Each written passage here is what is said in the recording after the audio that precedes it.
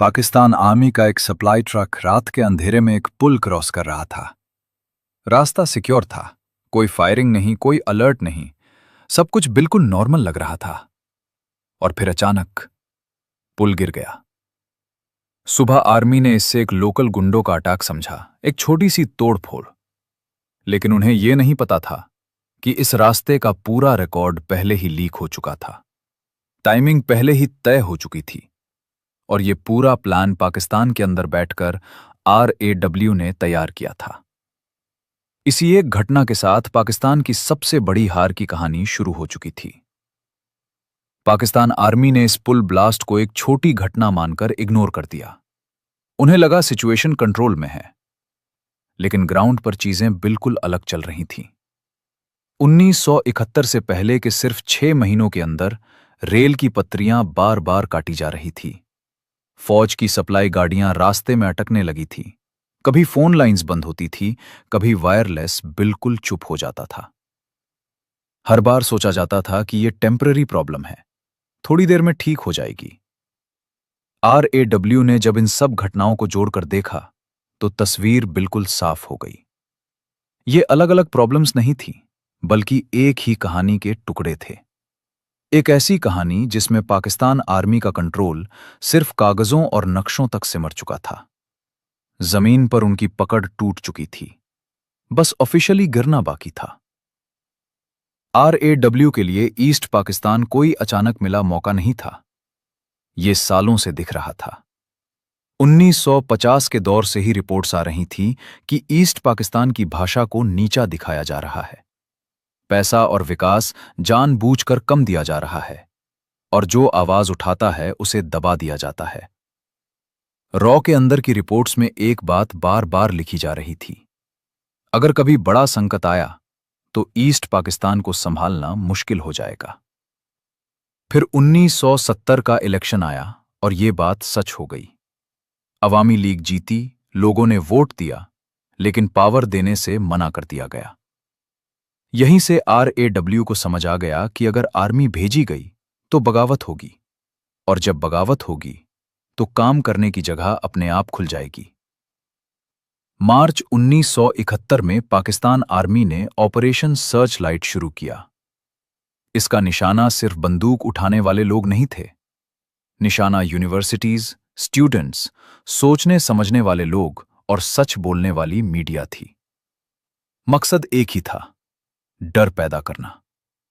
शुरू में डर फैला भी, शहर चुप हो गए, लोग सहमे हुए थे। लेकिन यहीं सबसे बड़ी गलती हो गई। इस ऑपरेशन ने डर के साथ साथ लोगों का भरोसा भी तोड़ दिया। जो लोग पहले न्यूट्रल थे, जो चुप थे, वो भी गुस्से में आ गए।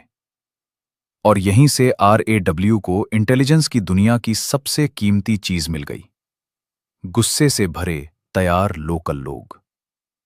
RAW ने कोई फिल्मी अंदाज में बॉर्डर क्रॉस नहीं किया, ना यूनिफॉर्म, ना शौर, ना कोई शो। उनके लोग रेफ्यूजी क्राइसिस के बीच आए, मदद और कगजी काम के बहाने घूमते रहे, NGO और मीडिया के साथ नॉर्मल तरह से मूव करते रहे। एक सिंपल रूल फॉलो होता था, कोई भी RAW का आदमी एक जगह ज्यादा दिन नहीं रुकता था। उनका काम सीधा था, सुनना, बात को चेक करना और सही लोगों को सही जगह जोड़ना। एक्शन कभी RAW ने नहीं लिया, एक्शन हमेशा लोकल लोगों ने लिया। RAW सिर्फ रास्ता दिखाता था। मुक्ति बहिनी को अक्सर RAW की आर्मी कहा जाता है, लेकिन ये पूरी सच्चाई नहीं है। मुक्ति बहिनी अपनी जमीन के लिए लड़ रही थी। RAW ने उन्हें हुक्म देने वाली फौज नहीं बनाया, सिर्फ सिस्टम समझा दिया। एक बात क्लियर थी, आर्मी से सीधा मत भिड़ो, आर्मी को चलने से रोको। इसके बाद टारगेट बदल गए, जवान नहीं बल्कि पुल, रेल की पटरी और फ्यूल पहुंचाने के रास्ते।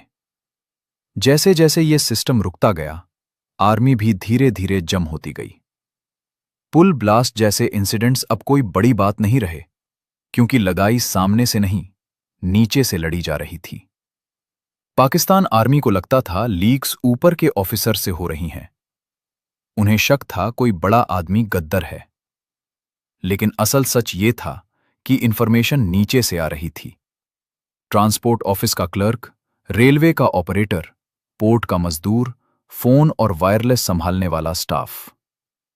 ये लोग ना RAW को जानते थे, ना किसी ऑफिसर को। उन्हें बस इतना पता था कि बात सेफ जगह पहुंच रही है। इस सिस्टम में पकड़ने के लिए कोई एक आदमी था ही नहीं, ना लीडर, ना ऑफिस, ना फिक्स जगह। पूरा नेटवर्क हवा की तरह था। दिखता नहीं था, पकड़ में नहीं आता था, लेकिन हर जगह मौजूद था। ISI का तरीका पुराना था। फोकस ऑफिसर्स और पॉलिटिकल लीडर्स पर था।